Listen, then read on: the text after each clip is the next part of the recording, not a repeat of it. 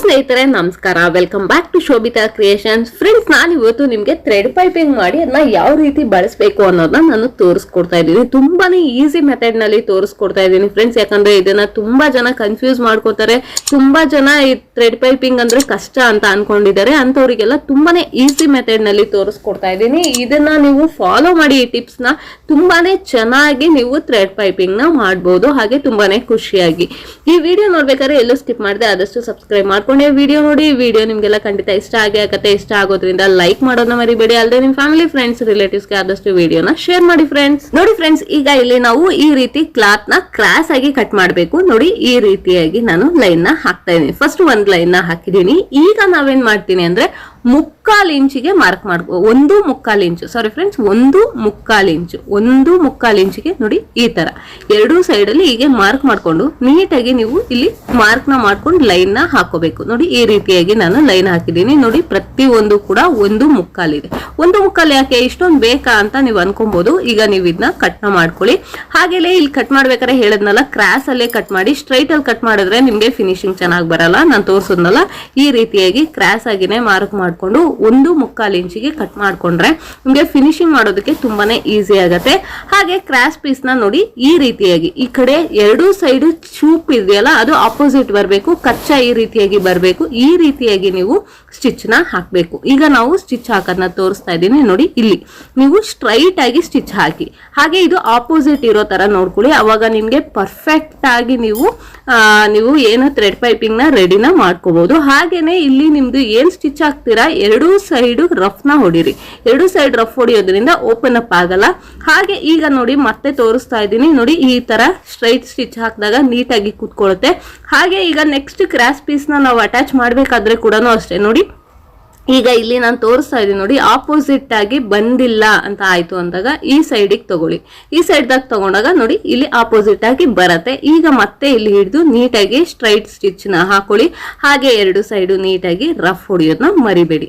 ಇದೇ ರೀತಿಯಾಗಿ ಪೂರ್ತಿ ನಿಮ್ದು ಏನ್ ಕ್ರಾಸ್ ಪೀಸ್ ಇದೆ ಅಷ್ಟನ್ನು ರೆಡಿ ಮಾಡ್ಕೋಬೇಕು. ಈ ರೀತಿಯಾಗಿ ನೀವು ನೀಟಾಗಿ ಸ್ಟಿಚ್ ಹಾಕಿ ರೆಡಿನ ಮಾಡ್ಕೊಂಡ್ರೆ ನೆಕ್ಸ್ಟ್ ಇಲ್ಲಿ ಥ್ರೆಡ್ಸ್ ಎಲ್ಲ ನೀಟಾಗಿ ಟ್ರಿಮ್ ಮಾಡಿ ತಕೊಳ್ಳಿ. ತೆಗೆದು ಆದ್ಮೇಲೆ ಏನ್ ಮಾಡ್ಬೇಕು ಅಂದ್ರೆ, ಇಲ್ಲಿ ಕಚ್ಚಾ ಕಾಣಿಸ್ತಾ ಇದೆ ಅಲ್ವಾ, ಕಚ್ಚಾ ಎಲ್ಲ ಒಂದ್ ಸೈಡ್ ಬಂದಿದೆಯಾ ನೋಡ್ಕೊಳ್ಳಿ. ಹಾಗೆ ಕಚ್ಚಕ್ಕೆ ನೋಡಿ ಹೀಗೆ 1/4 ಇಂಚಷ್ಟು ಬಿಟ್ಬಿಟ್ಟು ಎಲ್ಲಾ ಕಚ್ಚಾನು ನೀಟಾಗಿ ಕಟ್ ಮಾಡಿ ರೆಡಿ ಮಾಡ್ಕೋಬೇಕು. ರೆಡಿ ಮಾಡ್ಕೊಂಡಾದ್ಮೇಲೆ ನೋಡಿ ಈ ರೀತಿಯಾಗಿ ಥ್ರೆಡ್ ಪೈಪಿಂಗಿಗೆ ಅಂತ ನಾನು ಥ್ರೆಡ್ ನ ತಗೊಂಡಿದ್ದೀನಿ. ಇದನ್ನ ನಾವು ಏನಂತಂದ್ರೆ ಇಲ್ಲಿ ನೋಡಿ ಕಾಣಿಸ್ತಾ ಇದೆ ಅಲ್ಲ ಕಚ್ಚಾ, ಈ ಕಚ್ಚಾ ಯಾವ ಸೈಡ್ ಬಂದಿರುತ್ತೆ ಅಲ್ಲಿಗೆ ನಾವು ಈ ಥ್ರೆಡ್ ಪೈಪಿಂಗ್ ನ ಸೇರಿಸಬೇಕು. ಹಾಗೆ ಹೀಗೆ ಒಂದು ನಾಟ್ ನ ಹಾಕೊಳ್ಳಿ. ನಾಟ್ ಹಾಕೊಂಡಾದ್ಮೇಲೆ ನೋಡಿ ಹೀಗೆ ಸೆಂಟರ್ ನಿಮ್ದು ಏನು ಕ್ರಾಸ್ ಪೀಸ್ ಕಟ್ ಮಾಡ್ಕೊಂಡಿದ್ರೆ ಅದ್ರ ಸೆಂಟರಿಗೆ ಬರಬೇಕು. ಈ ರೀತಿಯಾಗಿ ಇಟ್ಟು ಫೋಲ್ಡ್ ನ ಮಾಡ್ಕೊಂಡು ಇಲ್ಲಿ ನಾವು ಸ್ಟಿಚ್ ನ ಹಾಕೋಬೇಕು. ಇಲ್ಲಿ ಸ್ಟಿಚ್ ಹಾಕ್ಬೇಕಾದ್ರೆ ನೋಡಿ ಇಲ್ಲಿ ಕಾಣಿಸ್ತಾ ಇದೆ ಅಲ್ವಾ, ಎಡ್ಜಿಗೆ ಸ್ಟಿಚ್ ಬರಬೇಕು. ಅವಾಗೆ ಥ್ರೆಡ್ ಪೈಪಿಂಗ್ ಪರ್ಫೆಕ್ಟ್ ಆಗಿ ಬರೋದು. ಸೊ ಈಗ ನಾವು ನೋಡಿ ಇಲ್ಲಿ ನಾನು ಇಡ್ತಾ ಇದ್ದೀನಿ. ಈ ರೀತಿಯಾಗಿ ಇಟ್ಕೊಂಡು ಇಲ್ಲಿ ಒಂದ್ ಸ್ವಲ್ಪ ರಫ್ ಹೊಡ್ಕೊಳ್ಳಿ. ರಫ್ ಹೊಡ್ಕೊಂಡು ಆದ್ಮೇಲೆ ಸ್ವಲ್ಪ ಮೂವ್ ಆದ್ಮೇಲೆ ನೋಡಿ ಈ ರೀತಿಯಾಗಿ ಎಳ್ಕೊಂಡಾಗ ನಿಮ್ಗೆ ಥ್ರೆಡ್ ಪೈಪಿಂಗ್ ಅನ್ನೋದು ತುಂಬಾನೇ ಪರ್ಫೆಕ್ಟ್ ಆಗಿ ಚೆನ್ನಾಗಿ ಬರತ್ತೆ. ಹಾಗೆ ಎಡ್ಜಿಗೆ ಸ್ಟಿಚ್ ಬರಬೇಕು. ನಿಮ್ದು ಏನ್ ಥ್ರೆಡ್ ಹೋಗಿರುತ್ತಲ್ವಾ ಇಲ್ಲಿ ಒಳಗಡೆ ಇರೋ ಥ್ರೆಡ್, ಹಾಗೆ ಅದ್ರ ಪಕ್ಕಕ್ಕೆ ಸ್ಟಿಚ್ ಕೂತ್ಕೊಂಡ್ರೆ ನಿಮ್ಗೆ ಥ್ರೆಡ್ ಪೈಪಿಂಗ್ ಅನ್ನೋದು ತುಂಬಾನೇ ಪರ್ಫೆಕ್ಟ್ ಆಗಿ ಬರುತ್ತೆ. ಸೊ ಈ ಕಡೆಯಿಂದನೂ ಅಷ್ಟೇ ತುಂಬಾ ಎಳಿಬೇಡಿ, ಎಳೆದಾಗ ರಿಂಕಲ್ ಬರೋ ಚಾನ್ಸಸ್ ಜಾಸ್ತಿ ಇರುತ್ತೆ. ಸೊ ನೋಡ್ತಾ ಇದ್ದೀರಲ್ಲ ಯಾವ ರೀತಿ ನಾನು ಸ್ಟಿಚ್ ನ ಹಾಕ್ತಾ ಇದ್ದೀನಿ ಅಂತ. ಈ ರೀತಿಯಾಗಿ ನೀವು ಎರಡೂ ಸೈಡ್ ಎಳ್ಕೊಂತ ಸ್ಟಿಚ್ ಹಾಕ್ಬೇಕು. ಹಾಗೆ ತುಂಬಾ ಎಳಿಬೇಡಿ, ಎಳೆದ್ರೆ ರಿಂಕಲ್ ಆಗತ್ತೆ. ಸೊ ನೋಡ್ಕೊಂಡು ಕಂಫರ್ಟಬಲ್ ಆಗಿ ಈ ರೀತಿಯಾಗಿ ನೀವು ಥ್ರೆಡ್ ಪೈಪಿಂಗ್ ನ ರೆಡಿನ ಮಾಡ್ಕೋಬೇಕು. ನೋಡಿ ಫ್ರೆಂಡ್ಸ್, ಈಗ ನಾವು ಥ್ರೆಡ್ ಪೈಪಿಂಗ್ ನ ಹೇಗ್ ಬಳಸಬೇಕು ಅನ್ನೋದನ್ನ ತೋರಿಸ್ತಾ ಇದ್ದೀನಿ. ನೋಡಿ, ಈಗ ನಾವಿಲ್ಲಿ ಒಂದು ಬ್ಯಾಕ್ ನ ನಾನು ಮಾರ್ಕ್ ನ ಮಾಡ್ಕೊಂಡಿದ್ದೀನಿ. ಅದಕ್ಕೆ ನಾವು ಥ್ರೆಡ್ ಪೈಪಿಂಗ್ ನ ಅಟ್ಯಾಚ್ ಮಾಡಕ್ಕಿಂತ ಮುಂಚೆ ನಾನು ಇಲ್ಲಿ ಏನ್ ಮಾರ್ಕ್ ಮಾಡ್ಕೊಂಡಿದ್ದೀನಿ ಅದಕ್ಕೆ ನಾವು ಫಸ್ಟ್ ಒಂದು ಸ್ಟಿಚ್ ನ ಹಾಕೊಳ್ಳೋಣ. ನಾವ್ ಇಲ್ಲಿ ಏನ್ ಮಾರ್ಕ್ ಮಾಡ್ಕೊಂಡಿದೀವಿ ಅದ್ರ ಮೇಲೆ ಕರೆಕ್ಟ್ ಆಗಿ ಸ್ಟಿಚ್ ನ ಹಾಕೊಳ್ಳಿ. ಆ ಕಡೆ ಈ ಕಡೆ ಎಲ್ಲೂ ಹಾಕಬೇಡಿ. ಕರೆಕ್ಟ್ ಆಗಿ ನೀವ್ ಏನ್ ಮಾರ್ಕ್ ಮಾಡ್ಕೊಂಡಿರ್ತೀರಾ ಅದಕ್ಕೆ ಕರೆಕ್ಟ್ ಆಗಿ ಈ ರೀತಿಯಾಗಿ ಒಂದು ಸ್ಟಿಚ್ ನ ಹಾಕೊಳ್ಳಿ. ಸ್ಟಿಚ್ ಹಾಕಾದ್ಮೇಲೆ 1/4 ಇಂಚಷ್ಟು ಕ್ಲಾತ್ ನ ಬಿಟ್ಟು ನೀಟಾಗಿ ಟ್ರಿಮ್ ಮಾಡಿ ಈ ಕ್ಲಾತ್ ನ ತೆಗೆದ್ಬಿಡಿ. ನೋಡಿ, ಈ ರೀತಿಯಾಗಿ ತೆಗಿಬೇಕು. ತೆಗೆದಾದ್ಮೇಲೆ ನೋಡಿ ನಿಮ್ದು ಏನು ರೈಟ್ ಸೈಡ್ ಅಂದ್ರೆ ನಿಮ್ದು ಏನ್ ಮೇನ್ ಫ್ಯಾಬ್ರಿಕ್ ಇರುತ್ತೆ ಅಲ್ಲಿಗೆ ಈ ರೀತಿಯಾಗಿ ಥ್ರೆಡ್ ಪೈಪಿಂಗ್ ನಾವು ರೆಡಿ ಮಾಡ್ಕೊಂಡಿರ್ತೀವಲ್ಲ ಇದನ್ನ ಅಟ್ಯಾಚ್ ಮಾಡಿ. ನೋಡಿ, ಈ ರೀತಿಯಾಗಿ ಅಲ್ಲಿ ಅಟ್ಯಾಚ್ ಮಾಡ್ಬೇಕಾದ್ರೆ ನಿಮ್ದು ಏನ್ ನಾವು ಫಸ್ಟ್ ಒಂದು ಸ್ಟಿಚ್ ಹಾಕಿರ್ತೀವಲ್ಲ ಮಾರ್ಕ್ ಮಾಡ್ಕೊಂಡು, ಆ ಸ್ಟಿಚ್ ಏನ್ ಬಂದಿರುತ್ತೆ ಅದ್ರ ಪಕ್ಕಕ್ಕೆ ಥ್ರೆಡ್ ಪೈಪಿಂಗ್ ನ ಇಟ್ಟು ಸ್ಟಿಚ್ ನ ಹಾಕ್ಬೇಕು.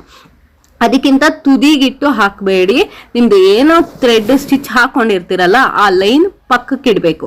ಪಕ್ಕಕ್ಕಿಟ್ಟು ನೀವು ಸ್ಟಿಚ್ ಹಾಕಿದಾಗ ಪರ್ಫೆಕ್ಟ್ ಆಗಿ ಕುತ್ಕೊಳ್ಳುತ್ತೆ. ಈ ಕಡೆ ಪಕ್ಕಕ್ಕಿಡ್ಬೇಡಿ, ನೀವು ಕಟ್ ಮಾಡಿರ್ತೀರಲ್ಲ ಆ ಸೈಡಿಗೆ ಇಡಬೇಡಿ, ಸ್ಟಿಚ್ ಮಾಡಿರ್ತೀರಲ್ಲ ಅದ್ರ ಆ ಸೈಡ್ ಪಕ್ಕ ಅಂದ್ರೆ ಕ್ಲಾತ್ ಇರುತ್ತಲ್ಲ ಆ ಸೈಡ್ ಪಕ್ಕಕ್ಕೆ ಇಟ್ಟು ನೀವು ಸ್ಟಿಚ್ ನ ಹಾಕೋಬೇಕು. ಸ್ಟಿಚ್ ಹಾಕ್ಬೇಕಾದ್ರೆ ಕೂಡ ಅಷ್ಟೇ ಕರೆಕ್ಟ್ ಆಗಿ ಎಡ್ಜಿಗೆ ನಾವು ಏನ್ ಥ್ರೆಡ್ ಪೈಪಿಂಗಿಗೆ ಸ್ಟಿಚ್ ಹಾಕಿರ್ತೀವಲ್ಲ ಆ ತರ ಎಡ್ಜಿಗೆನೆ ಸ್ಟಿಚ್ ನ ಹಾಕೊಂತ ಬರ್ಬೇಕು. ನೀವು ಯಾವುದೇ ಕಾರಣಕ್ಕೂ ಆ ಥ್ರೆಡ್ ಪೈಪಿಂಗ್ ಪಕ್ಕಕ್ಕೆ ಸ್ಟಿಚ್ ನ ಹಾಕಬೇಡಿ. ಥ್ರೆಡ್ ಪೈಪಿಂಗಿಗೆ ಏನ್ ಸ್ಟಿಚ್ ಬಿದ್ದಿರತ್ತೆ ಅದ್ರ ಮೇಲೆ ಸ್ಟಿಚ್ ಬೀಳೋ ತರ ನೀಟಾಗಿ ನಿಮ್ದು ಏನೇ ಕರ್ವ್ ಇರ್ಲಿ, ಸ್ಕ್ವೇರ್ ಇರ್ಲಿ, ಟ್ರಯಾಂಗಲ್ ಇರ್ಲಿ, ಯಾವುದೇ ಶೇಪ್ ಇದ್ರೂ ಕೂಡ ಇದೇ ರೀತಿಯಾಗಿ ನೀವು ಥ್ರೆಡ್ ಪೈಪಿಂಗ್ ನ ಅಟ್ಯಾಚ್ ಮಾಡ್ತಾ ಬರ್ಬೇಕು. ಈ ರೀತಿಯಾಗಿ ನೀವು ಅಟ್ಯಾಚ್ ಮಾಡಿದ್ರೆ ನಿಮ್ಗೆ ಫಿನಿಶಿಂಗ್ ಅನ್ನೋದು ಪರ್ಫೆಕ್ಟ್ ಆಗಿ ಬರುತ್ತೆ.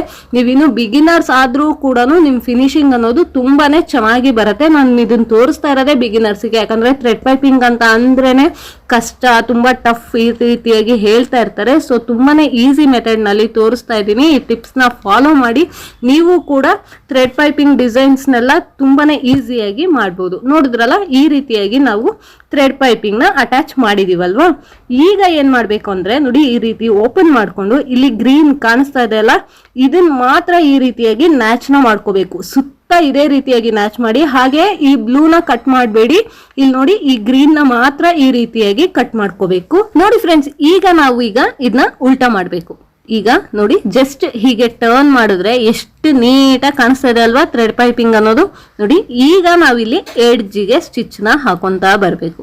ಇಲ್ಲಿ ಆದ್ರೆ ಯಾವುದೇ ಕಾರಣಕ್ಕೂ ಥ್ರೆಡ್ ಪೈಪಿಂಗ್ ಇದೆಯಲ್ಲ ಅದ್ರ ಮೇಲೆ ಸ್ಟಿಚ್ ಬರಬಾರ್ದು, ಅದ್ರ ಪಕ್ಕಕ್ಕೆ ಬರಬೇಕು. ಹೀಗೆ ಉಲ್ಟಾ ಮಾಡಿದ್ರೆ ನೋಡಿ ಈ ರೀತಿಯಾಗಿ ಫಿನಿಶಿಂಗ್ ಅನ್ನೋದು ಬರುತ್ತೆ.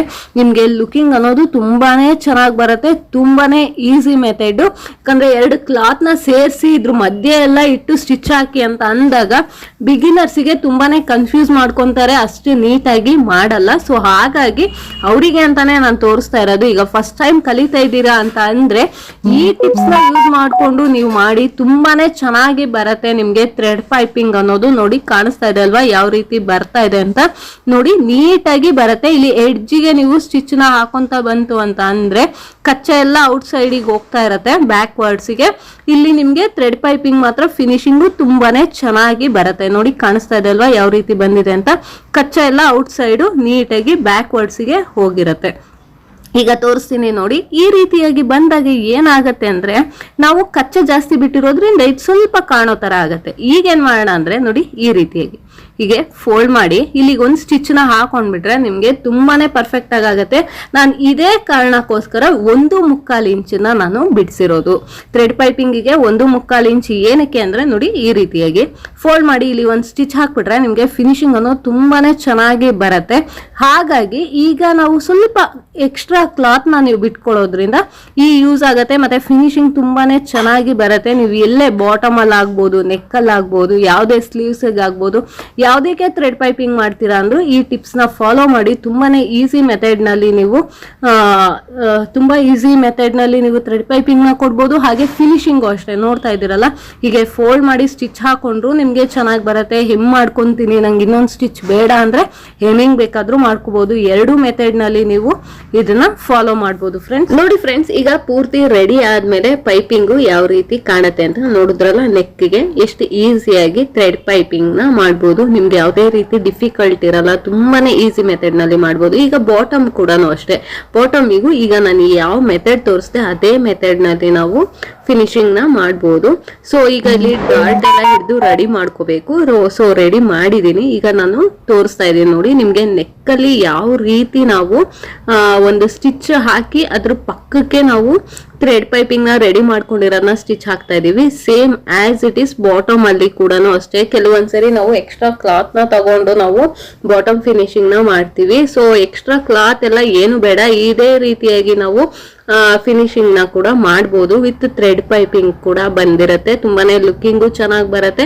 ಹಾಗೆ ಎಕ್ಸ್ಟ್ರಾ ಕ್ಲಾತ್ ಕೂಡ ಬೇಕಾಗಲ್ಲ. ನೋಡಿ, ಈಗ ನಾವು ನೆಕ್ಕಿಗೆ ಯಾವ ರೀತಿಯಾಗಿ ಮಾಡಿದ್ವಿ ಅದೇ ರೀತಿಯಾಗಿ ಹೀಗೆ ಫಸ್ಟ್ ಒಂದು ಸ್ಟಿಚ್ ನ ಹಾಕೋಬೇಕು.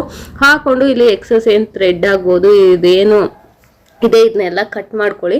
ಕಟ್ ಮಾಡಿ ತೆಗೆದು ಇದನ್ನ ಉಲ್ಟಾ ಮಾಡಿ ನೋಡಿ ಈ ರೀತಿಯಾಗಿ ಸ್ಟಿಚ್ ಹಾಕಿದ್ರೆ ನಿಮ್ಗೆ ಥ್ರೆಡ್ ಪೈಪಿಂಗ್ ಅನ್ನೋದು ತುಂಬಾನೇ ಚೆನ್ನಾಗಿ ಕೂತ್ಕೊಳ್ಳುತ್ತೆ. ಜಸ್ಟ್ ಎಡ್ಜಿಗೆ ನೀವು ಸ್ಟಿಚ್ ಹಾಕೋದನ್ನ ಮಾಡಿ, ಯಾವುದೇ ರೀತಿಯಾಗೂ ಥ್ರೆಡ್ ಪೈಪಿಂಗ್ ಮೇಲೆ ಸ್ಟಿಚ್ ಬೇಡ.